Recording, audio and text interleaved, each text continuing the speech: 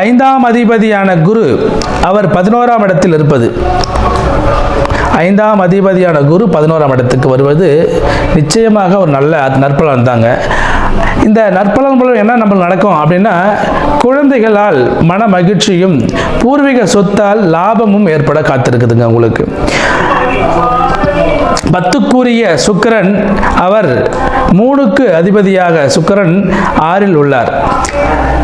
அதாவது தொழில் கடன் நிச்சயமாக முயற்சி செய்தால் இந்த காலகட்டத்தில் தொழில் கடன் கிடைக்குங்க. 11ஆம் அதிபதி 6ல் உள்ளார். இந்த 11ஆம் அதிபதி 6ல் இருக்கும்போது என்னன்னா, எதிரிகளை வெற்றி கொள்ளக்கூடிய அமைப்பு ஏற்படுகிறது. 11ஆம் அதிபதி 6ல் இருக்கும்போது எதிரிகளை வெற்றி கொள்ளக்கூடிய அமைப்பு உங்களுக்கு இயல்பாகவே சர்வசாதாரணமாக நடைபெறும். புதிய தொழில் தொடங்கணும் அப்படின்னு நினைக்கிறவங்க இந்த காலகட்டத்தில் புதிய தொழில் தொடங்கலாம். நீண்ட நாட்களாக வெளியூர் மற்றும் வெளிநாடு செல்லக்கூடிய அமைப்பு உள்ள நபர்கள் நீங்கள் முயற்சி செய்தால் இந்த காலகட்டம் உங்களுக்கு நிச்சயமாக நீங்கள் நினைக்கக்கூடிய இடத்திற்கு சென்று உங்கள் தொழிலை விரிவுபடுத்த முடியும். நீங்கள் வேலைக்கு செல்ல வேண்டும் என்பவர்களுக்கு கூட வாய்ப்புகள் அதிகமாக கிடைக்கும்.